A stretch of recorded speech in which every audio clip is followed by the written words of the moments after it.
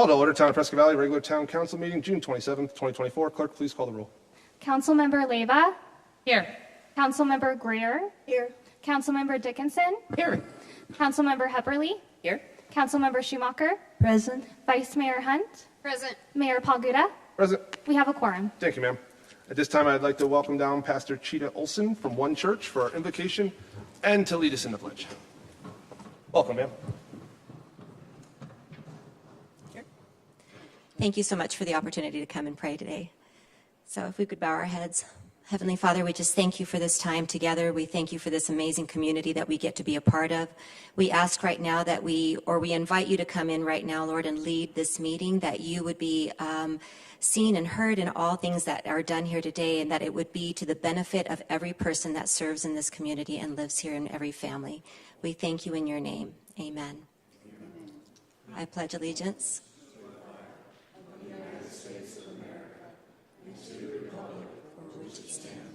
One nation, under God, indivisible, with liberty and justice for all. Thank you, ma'am. Next up, item 3, proclamations are Alzheimer's and Brain Awareness Month. Alzheimer's and Brain Awareness Month, June 2024. Whereas Alzheimer's disease, the most common form of dementia, is a progressive and degenerative brain disorder that causes memory loss and affects self-care, decision-making, and behavior. And whereas currently over 6 million people in the United States are living with Alzheimer's and other dementias, and is a leading cause of death in seniors and exacts a heartbreaking human toll on our nation, as well as a deep economic toll with the cost of treatment exceeding $4 billion in 2020 alone. And whereas with early detection and diagnosis, individuals and families can gain access to medication and support services which promote quality of life, fully participate in planning for the future, and enroll in critical research trials. And whereas the Town of Prescott Valley recognizes the efforts of the Alzheimer's Association to promote awareness of Alzheimer's disease and other dementias and provide care and support to all those affected, thereby improving the quality of life for individuals living with dementia and their caregivers. And whereas it is important to recognize the stories, strengths, and efforts of the individuals, families, friends, and caregivers impacted by Alzheimer's disease, as well as the tireless work of the researchers who are seeking a cause and cure. Now, therefore, I, Kel Palguda, Mayor of the Town of Prescott Valley, do hereby proclaim June 2024 as Alzheimer's and Brain Awareness Month, and encourage all citizens of the Town of Prescott Valley to stay informed about this disease and advocate for those with Alzheimer's and their families. Thank you.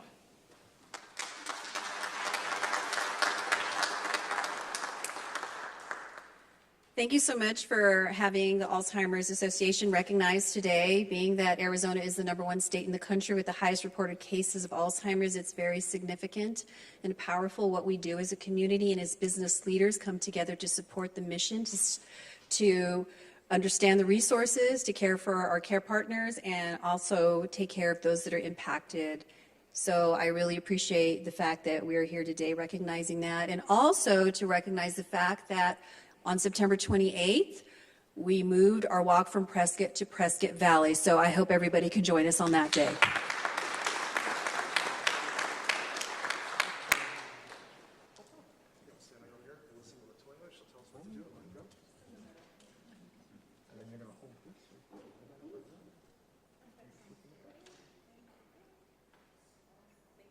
One more time for these ladies.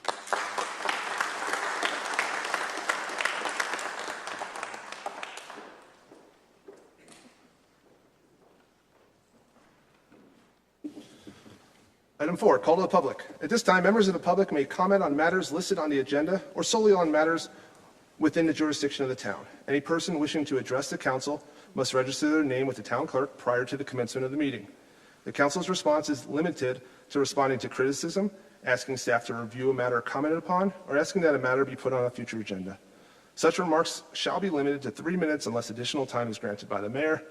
And as before, you'll have 3 minutes at 2.5 minutes. So 30 seconds left, you're going to hear. And then at 3 minutes, you'll hear multiple rings. And that means your time is up for tonight. But it doesn't mean your time is up to speak to council or staff. You can always make an appointment and reach out and sit down with any one of us and speak for as long as you want about whatever topic you wish. And the clerk will call 4 names. If you can stand, we'll put 2 at each podium, and we'll go from there. Steve Caros, Bill Williams, Kenneth Front, Louis Wisby. Welcome, sir. Mic check, thank you. Good evening, Steve Caros. Actually, sir, if we can have you stand at one of the podiums, please. You're going to have a double mic. So I need to use this, okay? You understand, thank you.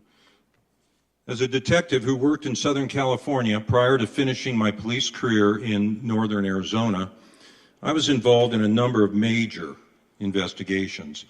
One of the most significant was the 6 years long McMartin preschool child molestation case.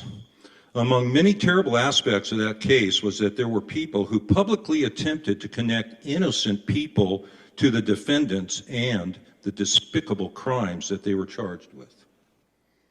Can you imagine the harm and destructive impact such efforts were to those innocent people? The perpetrators of such false allegations were truly reprehensible. This morning, I became aware of a posting on Mayor Palguda's semi-official Facebook page that read in part, "The fact that there are candidates for Prescott Valley Town Council who are aligned with David Stringer and his values and are claiming voters should vote for them to save Prescott Valley says all you need to know about all of these candidates." The David Stringer the mayor was referring to was an accused pedophile in a case on the East Coast some years ago. In reality, Palguda's statement is not a fact at all. It is an absolutely ugly political stunt, and it has the potential to not only harm the 4 candidates mentioned, but it has the potential to also harm the incumbent candidates as well.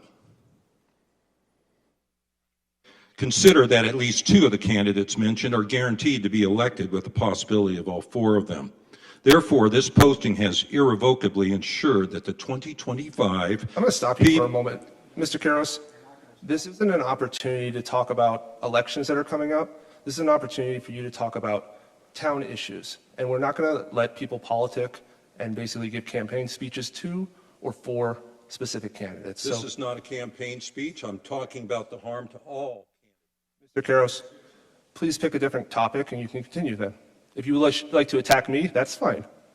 But we won't go back with who the candidates, what the problems are, and what the issues are. That's not for us tonight. Okay, the other topic I will say is that this unethical leadership is going to create the PV Council of 2025 with bad relations from the get-go and possibly bad blood. This requires a correction and an apology to all of the candidates. Thank you. Thank you, sir. We'll move on. Mr. Williams? I was one of the people you slandered in your post. I'm one of the candidates. Your awful post is untrue. I sell freelance articles to Mr. Stringer because he owns a news organization and we have lousy newspapers in this town. I do not align with him as you posted, but you align with a suspected human trafficker on house arrest named Ascari because you took $6,100 from him for your campaign. So you must align with human trafficking if we use your logic. Let's take your logic another step. Here's a photo of you wearing a Donald Trump mask over your crotch. So all of the councilwomen must condone him wearing the Trump mask, or you must renounce that publicly, or you're following his lead on his theory. And now your other fraud. When Fain Signature Group's attorney spoke at the last Planning and Zoning Commission in favor of the passage of Lakeshore 650, there was discussion of 1,200 signatures on petitions in favor of the project, but 1,200 petition signatures do not exist. What they turned in was charts with typed in names, sometimes with just first names, sometimes last names, always no signatures and no addresses. That does not constitute a petition as defined by law. I spent a lot of time in the clerk's office looking over everything that relates to the signatures. We see names like Julie Stovras and Sharon Tooley. And if they are here, I'd like to show them the absence of their signatures on the charts that the Fain lawyer turned in. No signatures exist, even though the caption of the chart says, "We are signing the petition in support." There's no signatures here. There never were 1,200 names. There's 450. As for the letters, not petitions, they were boasting about it. The Fain team and P&Z were boasting about it because they thought they received more letters of support than opposition. The count is wrong. Opposition letters outnumber supporters by 2 to 1. So there never was enough support to claim there was. Fraudulent misrepresentation means intentionally misleading someone into an agreement by knowingly giving them false information. It's a Class 2 felony in this state. When Fain's lawyer, what he may have done is to perpetuate fraud on the P&Z. So the whole decision to move forward along, the whole decision to move the project along by P&Z must be stricken and start over from the beginning. I recommend the council not engage in the same fraud when the issue comes up for your decision. Thank you, Mr. Williams. Next.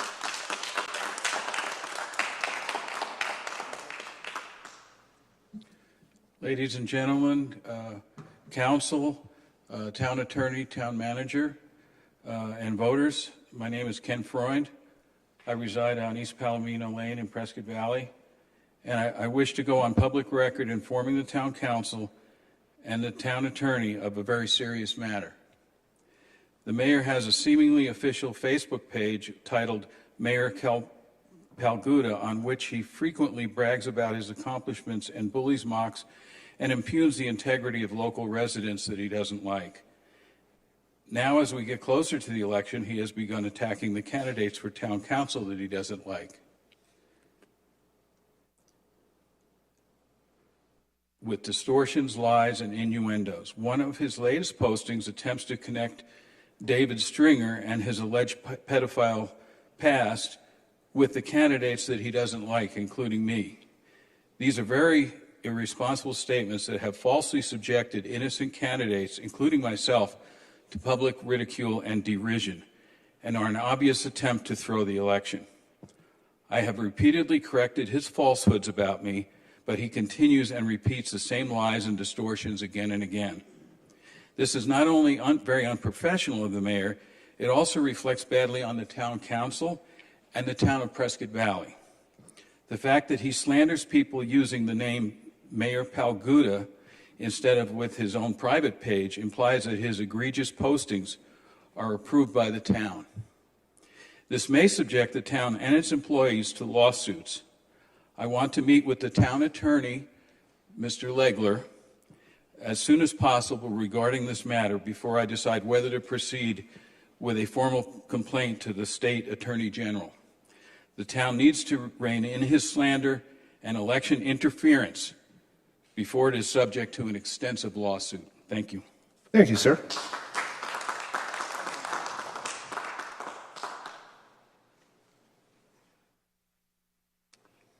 Good evening. My name is Louis Wisby, and I have a question regarding Mountain Valley Community Park. The park has been neglected by the Parks and Recreation Department. People use the park to exercise, walk their dogs, and to go fishing.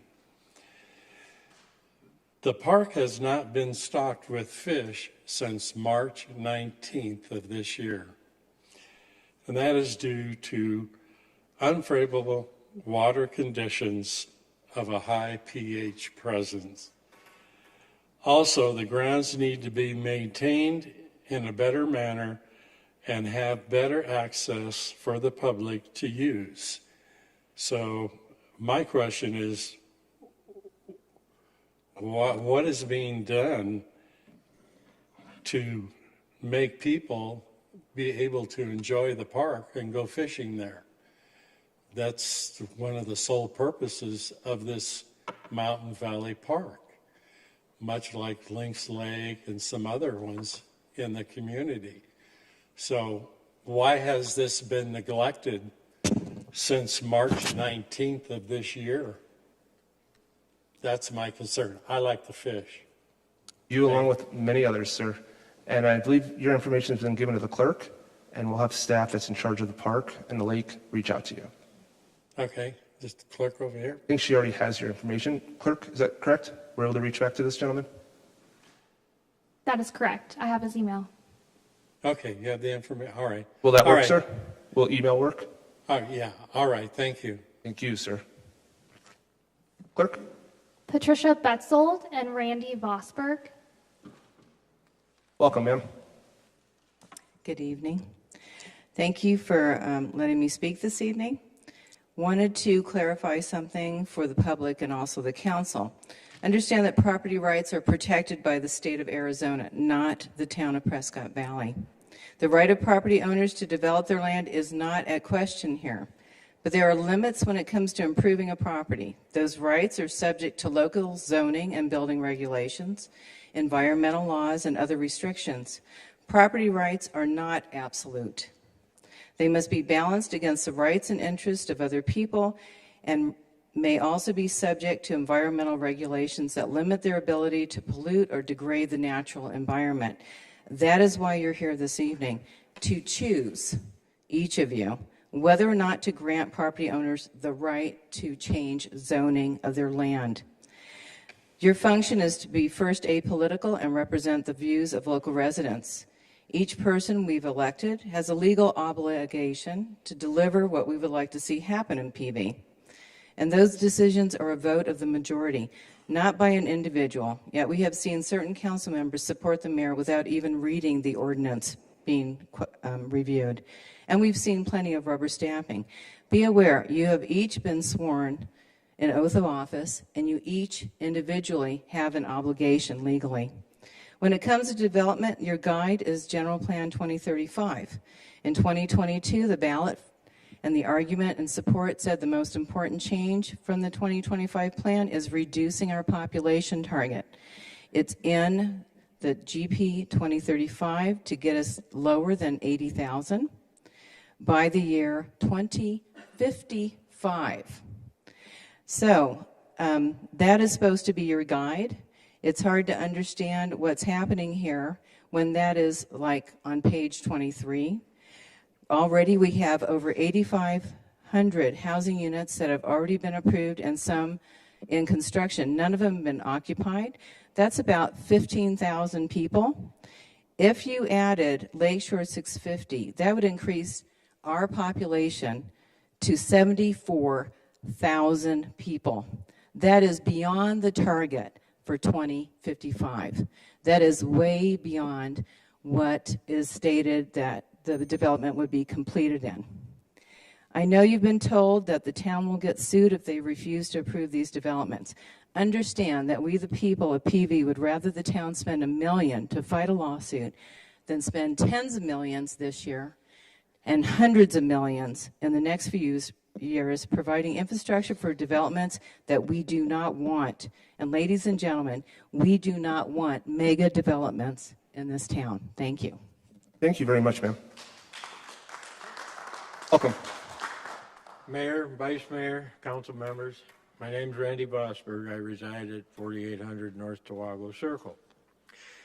I've got some concerns regarding the statement from the developer and the town development services that was presented at the last planning and zoning session, and also the letters the town has received concerning the Lakeshore 650 project. The town has done nothing to remove the completely inaccurate information that was stated in favor of this project during the combined presentation to planning and zoning. For example, the over 1,200 petition signatures when, in fact, there were less than 400 and none of them are signatures, as Mr. Williams pointed out. Instead, the town has issued a disclaimer and combined all of the in favor and opposition letters into one very large file, apparently to make it more difficult to research this information. The disclaimer now states in part that the letters are for general purposes and not part of the legal petition process and are simply being posted as is so the public can make up their own minds. We believe in transparency and will continue to make this information readily available so that the public can stay informed. However, the town has stopped uploading any letters since June 20th, and I know this for a fact because there's 3 letters that haven't been uploaded, one of them being mine. Also, we're going to continue distributing letters to the public, awareness letters, and so expect more letters coming in. Finally, I must ask, wouldn't the town council be interested to know what the public's opinion is regarding this project in order to weigh in on their decision-making process instead of basing their decisions on inaccurate information being provided by the developer and the developer's attorney? And for the record, there are approximately 2.5 as many opposition letters as there are in favor, and more to come. Also, in the name of transparency, why hasn't the town informed the public that as part of the Lakeshore 650 development, the town will be widening Lakeshore Drive from Badger Road to a minimum of Navajo Drive, with the cost being borne by us taxpayers? That's a very significant cost being kept from the public, so where is the transparency? Thank you. Thank you, sir. House Mayor. Sorry, no one else? No one else. Thank you, ma'am. Moving on to council communications. We'll start to my left. Councilwoman Dickinson. Good evening, everyone. Thank you for being here.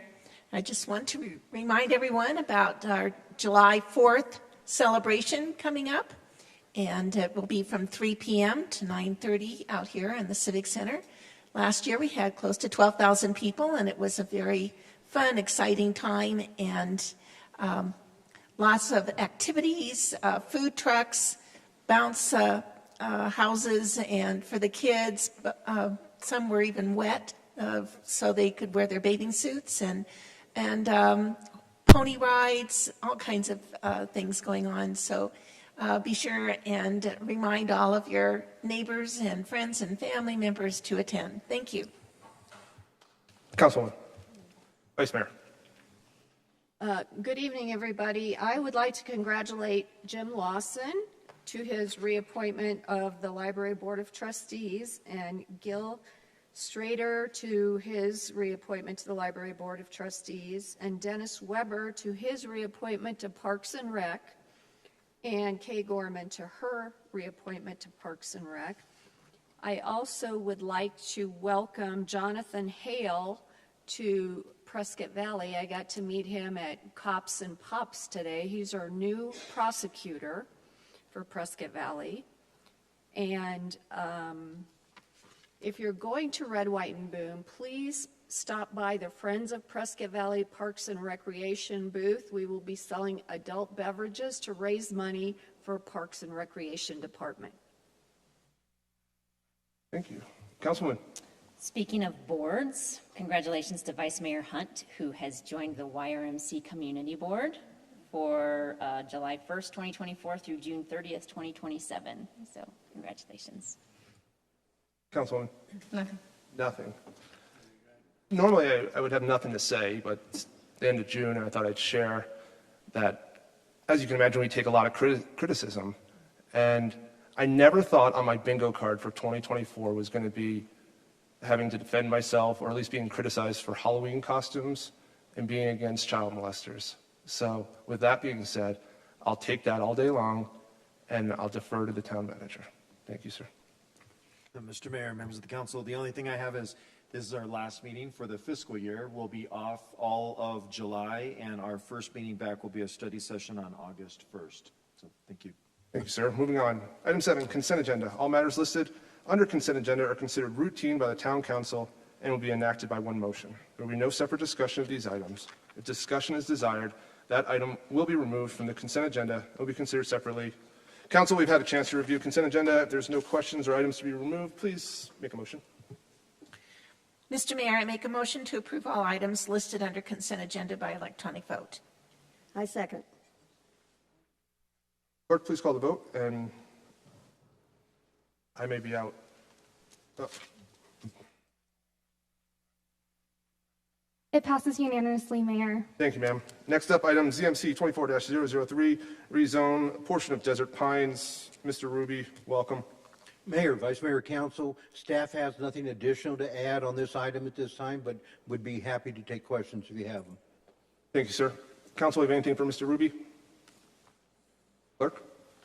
Ordinance number 2024-937, an ordinance of the Mayor and Common Council of the Town of Prescott Valley, a municipal corporation of Arizona, amending the town zoning map, ZMC 24-003, by changing the zoning classification of property at the northern terminus of Village Way and Mountain Brush Drive, 0.5 acres, from R1 MH PAD, residential single-family mobile manufactured homes, planned area development, to C2 PAD, commercial general sales and services, planned area development zoning, for the purposes of a manufactured home park in the area of final development plan, FDP 21-004, and providing that this ordinance shall be effective 30 days after its passage and approval according to law. Clerk, shall this ordinance pass?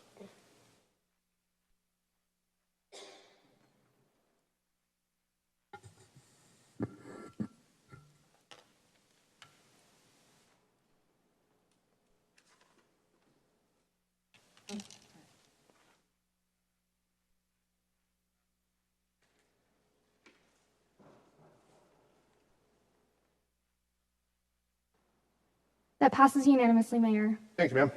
Next up, new business, 9A, final town budget, fiscal year 2024-25. This is a public hearing, which I am opening. Ms. Morris, welcome. Thank you. Good evening, Mayor, Vice Mayor, and members of council. Tonight, we have a public hearing for the fiscal year 25 budget. As required by statute, we did advertise for the public hearing on June 6th and June 13th. And you may also recall that we had a study session in May 2nd, to discuss the budget in detail, and the tentative budget was passed on May 23rd. There have been no major or any changes to the tentative budget, and so we've included the 8 required state official forms within the budget packet. And so I do have a short presentation that I'd just like to go through to kind of recap where we are. Just a moment, I forgot the remote control.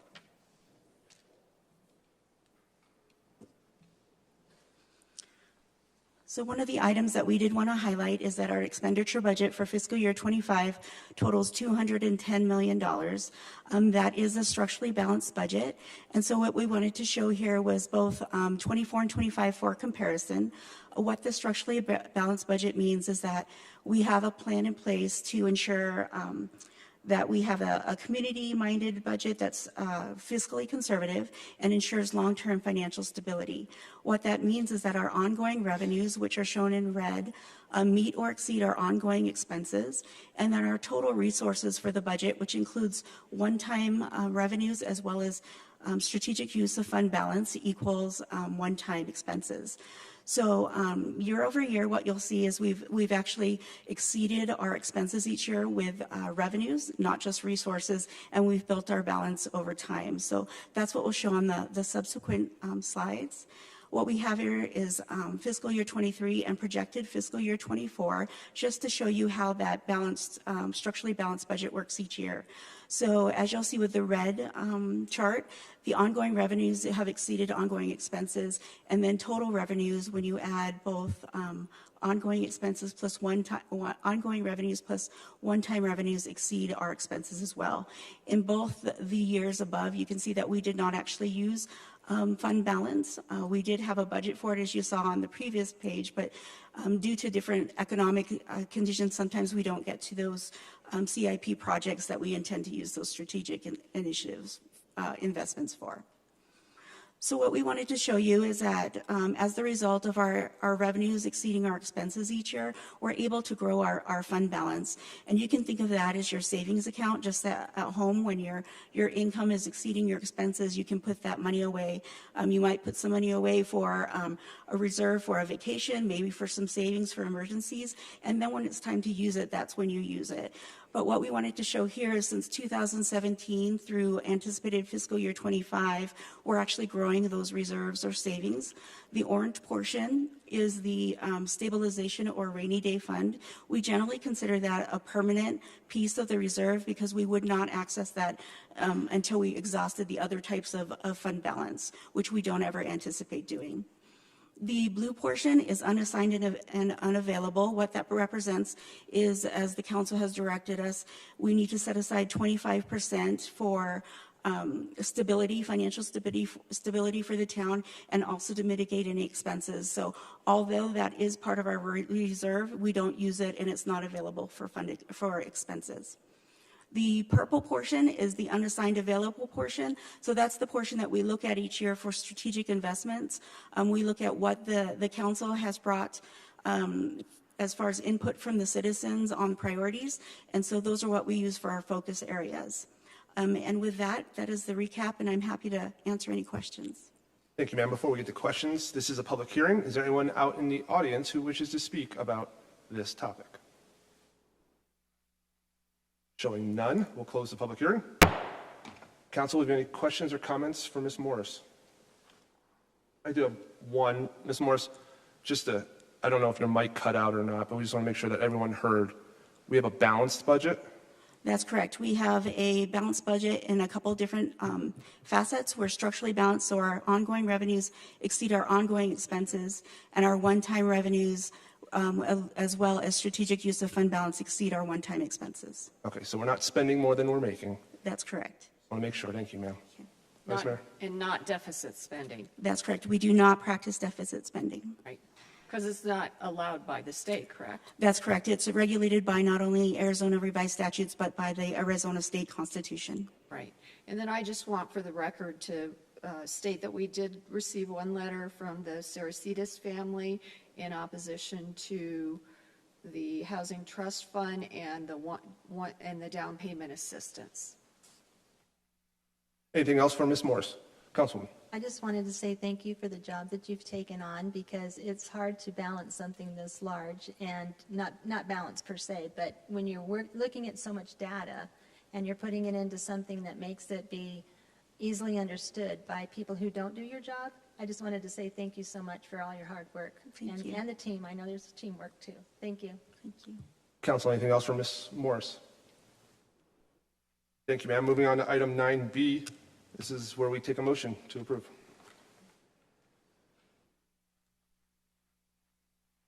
Mr. Mayor, I would like to make a motion to authorize the mayor to sign resolution number 2024-2379, adopting the final expenditure limit and budget for Town of Prescott Valley for fiscal year 2024-25 by electronic vote. Can I have a second, please? I second it. Clerk, please call the vote. That passes unanimously, Mayor. Thank you, ma'am. Thank you, Ms. Morris. Moving on, item 9C, FDP 24-005, Arizona Senior Living Community. Mr. Ruby, you're back. Thank you, Mr. Mayor, Vice Mayor, Council. Item before you is the final development plan, FDP 24005. It's on approximately 49.31 acres. It totals 259 livable units at the old North Central University site. This project, entitled the Arizona Senior Living Community, is a, as I mentioned, 259-unit senior living facility with a mix of 83 cottages, 136 senior living apartments, 11 row homes, 10 additional apartment units in the existing building, 19 memory care units, as well as a standalone restaurant and a pool house for the clients there. A little bit of history on this. Back in 2005, the area was annexed from the county with the designation of RCU 70. In August of 2005, the land was, the zoning was changed from the RCU 70 to the PL pad zoning that was on the property prior to this application. In terms of the zoning approval, the Planning Zoning Commission heard the PDP as well as the zone map change and recommended approval to the council. Council heard the zone map change previously in March, and now we're back for the final development plan. There's been some things about the final development plan that have changed just slightly. University Drive that you see here leads into the facility. This is a vicinity map, and if you'll note, there's a proposed roadway that extends from the intersection of Florentine and Mendocino north to University, actually to Superstition Sheridan intersection. And this has been a source of considerable debate. Arizona State Lands was contacted by the applicant to get the requisite property territory, if you will, for the roadway to be extended. And Arizona State Lands was okay with the roadway, but they were not happy with the secondary access route, which is just to the south of University Drive. So there was multiple conversations that were held with the town attorney, with the applicant, and with Arizona State Lands and ADOT to see about a secondary access that would work. And the conclusion that was reached, a very good suggestion was made by our town engineer to widen University Drive. It's existing at 28 foot of pavement. It will be widened by 6 feet on either side of the road for that shoulder, and will provide kind of a, if you will, walking place for people as they're walking down that road. In addition, CAFMA, Fire Marshal, has agreed to this and thinks it's a good idea. A couple of things are being added here. Besides the pavement extension, there's fire hydrants that will be located, one on University and the other on the new Mendocino Road Drive. That meets CAFMA requirements for the secondary access. The rezoning provided that certain costs would be borne by the developer for off-site improvements, and that included the extension of Mendocino Road, new multi-use path, and the new water main which will run along in Mendocino or adjacent to it. These would be eligible for a reimbursement agreement. And as part of your packet, you have that reimbursement agreement, and we will ask you, if you move ahead with this final development plan, to vote separately on the reimbursement agreement. Let's see. It is proposed that the town council consider voting on this final development plan via resolution 2023-2380 to approve the final development plan, and then or direct staff to make changes as the council sees fit on that. If council were to approve the final development plan 24-005, it is also requested council consider approving the related reimbursement agreement at that time.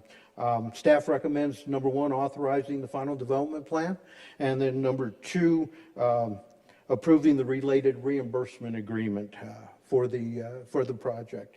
I'll try to keep it short. The applicant's attorney is here to speak briefly, I think, about the project, and just a couple of other slides. One thing I wanted to go over with you is the phasing agreement that's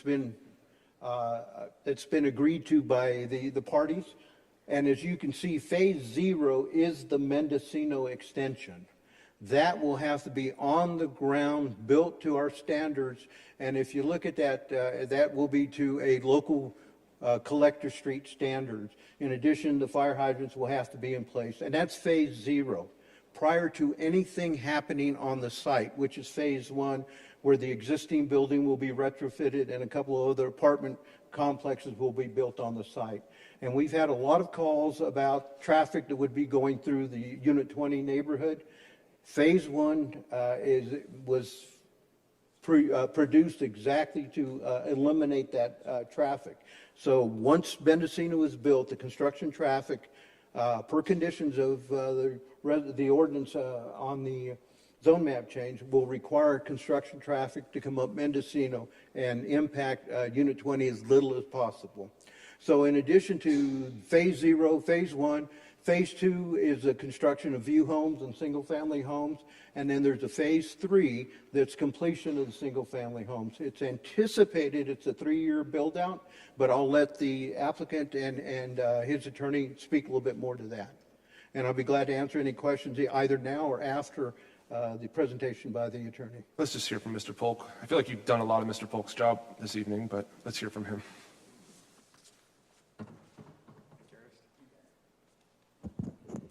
Welcome, sir.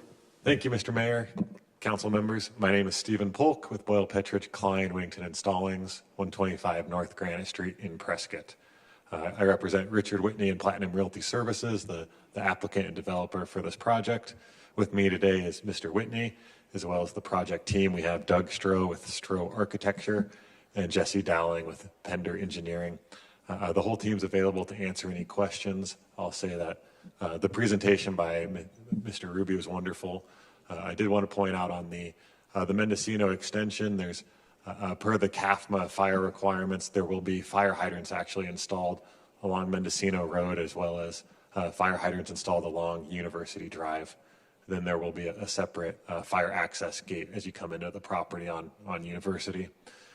And all the buildings that will be constructed here will be fire sprinklered as well. And with that, I do have a full PowerPoint presentation that's available, mostly anticipating questions, but saving that, we presented previously on the development plan. I will tell you that I also previously presented on the urgent need and changing demographics for the need for senior living communities. And so I think this is a great project, and we ask that you approve it today. And with that, I'm available for any questions. So the shift from this presentation from the last one is what Mr. Ruby covered. Correct. I believe we spent an extensive amount of time discussing this project a few months ago. Council, we have questions for Mr. Polk. With that being said, entertain a motion.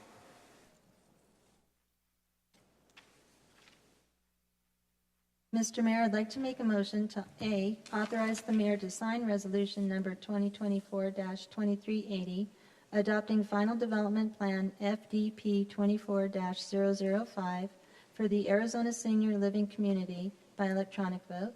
This will be motion A. Can I have a second, please? I second it. That passes unanimously, Mayor. Thank you, ma'am. Now can I get a motion for motion B? Mr. Mayor, I'd like to make a motion to B, approve the reimbursement agreement with Platinum Realty Services Incorporated by electronic vote.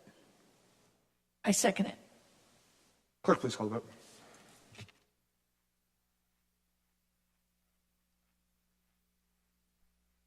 That passes unanimously, Mayor. Thank you, ma'am. Moving on, item 9D, Arizona Department of Housing Funding Agreement, fiscal year 24-25, local jurisdiction affordable housing plan. Ms. Robinson, welcome. Good evening, Mayor, members of council. Thank you for the wonderful opportunity this evening to discuss the funding agreement with the Arizona Department of Housing for the local jurisdiction affordable housing plan. This is a $200,000 grant opportunity where we will have the ability to be able to do a comprehensive needs assessment as well as a housing stock survey. So both of these, of course, will help us in terms of us being able to attain our affordable and attainable housing initiatives. And so staff, of course, recommends that council approve the grant opportunity. I'm available for any questions you may have. Vice Mayor. I just want to tell you thank you for your efforts on this, and I know that you've reached out to Prescott and they got a similar grant, and that we're going to try to coordinate as much as we can so we don't duplicate efforts. So thank you for that. And just for the record, I wanted to read that this needs assessment must identify the needs across all income levels and housing types, including attainable workforce and market rate, and initiatives to reduce barriers and increase production, an action plan to implement proposed initiatives, and an education plan to communicate the importance of attainable housing. So I'm really excited about this, and I'm so thrilled with how you hit the ground running and you're already implementing so much of the 36 items, so many of the 36 items that were in the housing report. So thank you very much to you and your team. Yes, ma'am. Anything else for Ms. Robinson? Seeing none, I'll entertain a motion for item 9D.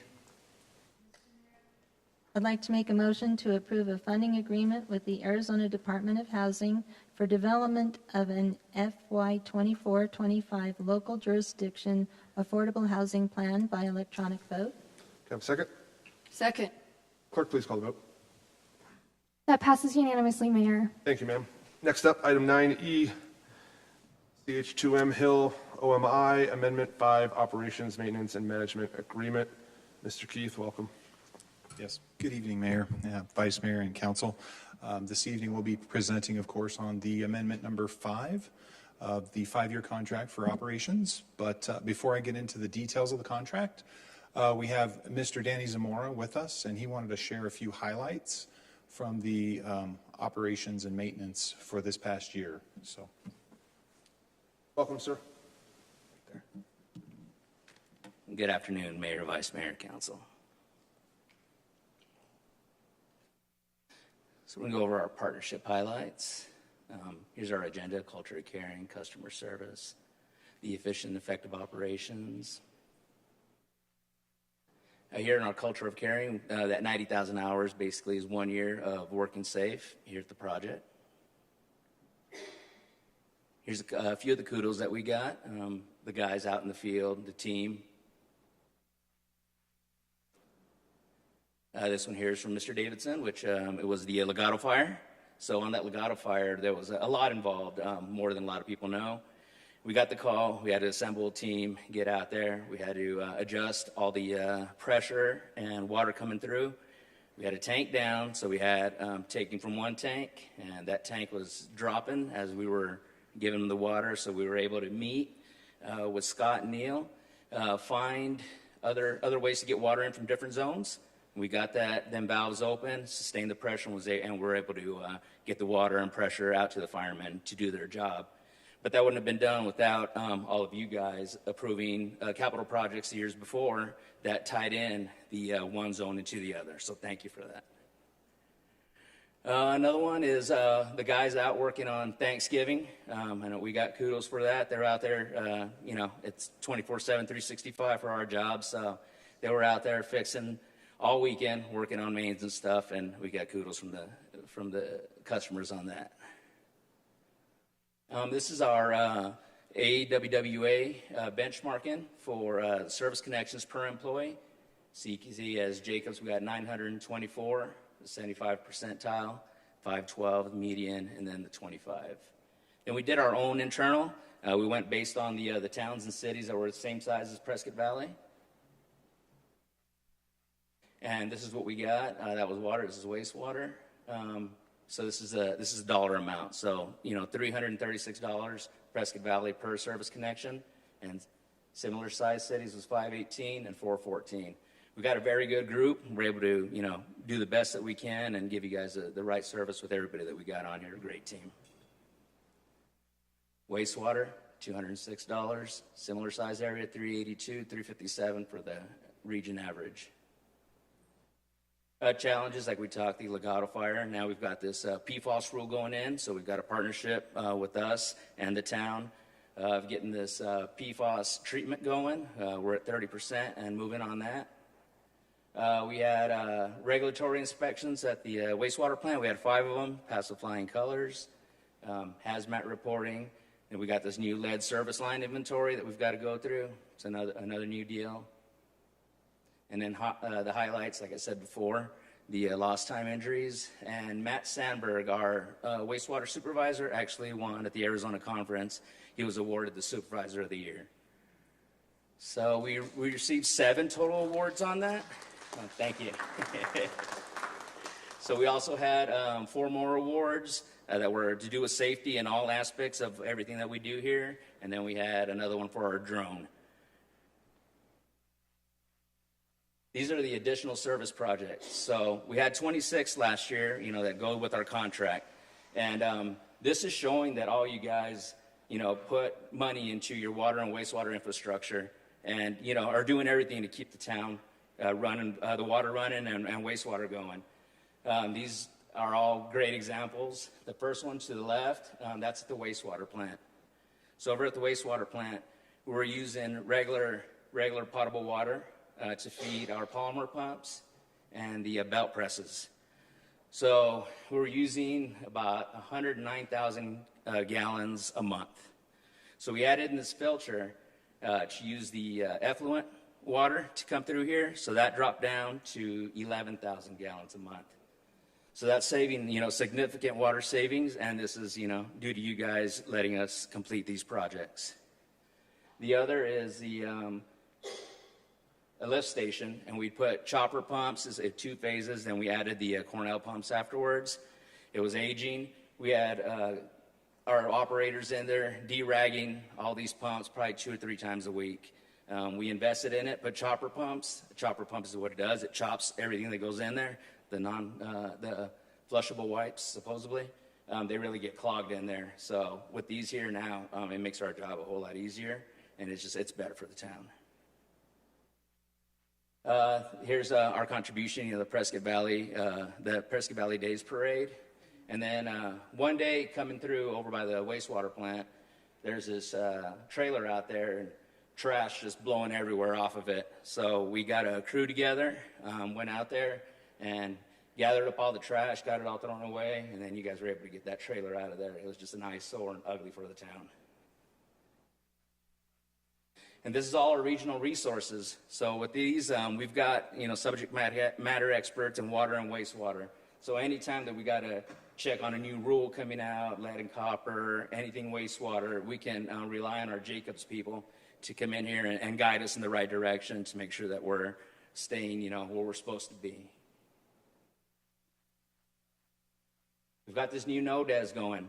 So this no-des flushing, basically before when you did your flushing, you open up a hydrant, that water went out till it got clear. So it was, muddy, you got clear, you're wasting thousands of gallons. We've got this in effect now, so we're out in Quailwood right now going, and we're saving about 200,000 gallons a day by using this truck here.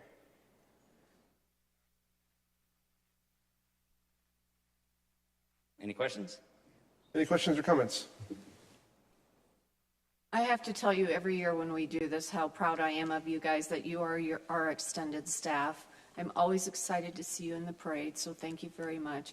And I'm really excited about this fire hydrant because I saw we added it to the contract. I'm really excited about the fire hydrant flusher, cleaner, and saver of water. I haven't seen it out in Quailwood yet, and I live out there, but I'm really anxious to see it. So thank you for everything you're doing, and thank you for conserving water. Thank you.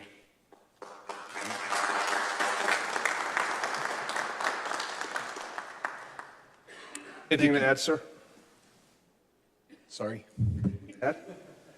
No, I was just going to thank Danny. Yeah, thank Danny, and then I've got the rest of my presentation that I'll be going through. So I'm going to go ahead and jump into the background and contract status. Of course, Jacobs has been providing services to the town since 1993, and the town renewed the 5-year contract back in July of 2020, and that contract does expire next year in June of 2025.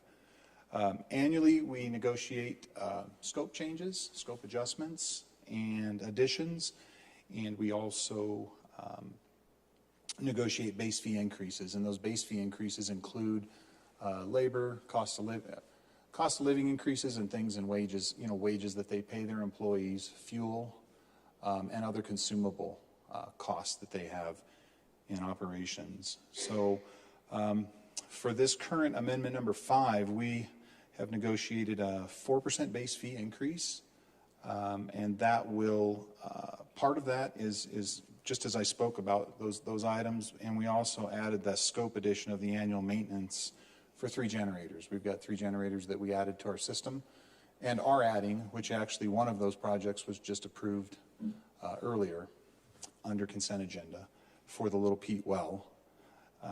And as well, we have the fire hydrant maintenance scope of work. That scope of work used to be in the additional services project list. Last year was the first year that we took that over from CAFMA. And because that's going to be an ongoing project that we're going to do, we decided to move that into the base fee. So that will account for an additional 3% increase on the base fee. And this is an overview of the base fee. You can see we've got the current contract numbers for this year and then the proposed amendment. And the 252 that you see on the water, on the line for water, about 135 of that is for the fire hydrant flushing that we pulled out of the additional services.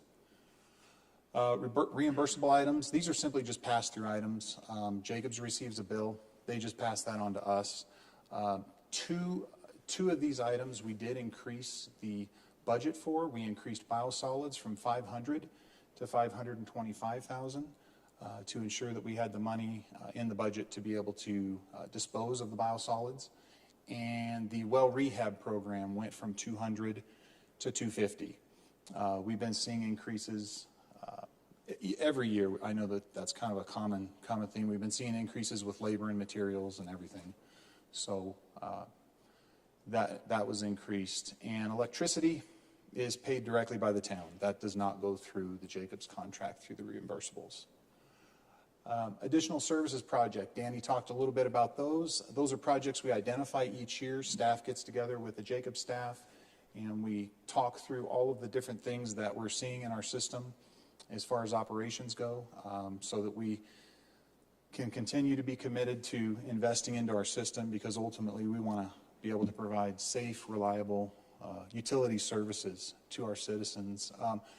Scope is generally flexible and it may be adjusted as the work progresses, and we have contingency funds to address potential unknown or unanticipated problems. So this is the list this year. It's pretty big. I'm not going to go through all of the items, but the annual fire hydrant maintenance, once again, I just wanted to show that was removed from this table and placed into the base fee at 3%, which was about the $135,000. And the next item, of course, water system flushing program. You all approved that for this current year, and this project has been outstanding. And as Danny said, we've been saving a significant amount of water while we've been flushing the mains. Traditionally, when you would flush mains, you would just go out, open a fire hydrant, and run it from around 600 gallons a minute to 1,500 gallons a minute. That water would just spill on the ground and go to waste. With this system, we of course can put the water through the truck and the filter, and it's like a small water treatment plant. And we can monitor the water quality and then use a pump to pump it back into the next hydrant, so that we're flushing the line, we're cleaning the water, and we're putting it back and reusing it. So it's been a great project. Just like as Danny said, I went out and met with the crew yesterday, and I asked them, I said, hey, I'm going to be meeting with council tomorrow. What are you guys doing daily? I'd like to know a daily number. Yeah, and it was 200,000 gallons just yesterday in Coilwood that they saved. And they cleaned 1 mile of pipe. So, and here's the contract value summary. Base fees. This has all three sections of the amendment. The base fees, reimbursable, additional services projects, for a total of $11 million. And that is my presentation. Questions for Mr. Scott? Thank you, sir. I'll entertain a motion. Mr. Mayor, I'd like to make a motion to approve amendment number 5 to the agreement with CH2M Hill OMI Jacobs for the town utilities operations, maintenance, and management in the amount of $11,039,026. $11,039,026 by electronic vote. Have a second. I second. Clerk, please call the vote. That passes unanimously, Mayor. Thank you, ma'am. Can I get a motion to adjourn? I'd like to make a motion to adjourn. I second. Clerk?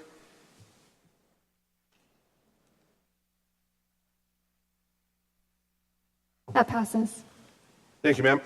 Thanks for coming out, everyone. If you want to stick around, we're going to have the Community Facilities District Board meeting shortly.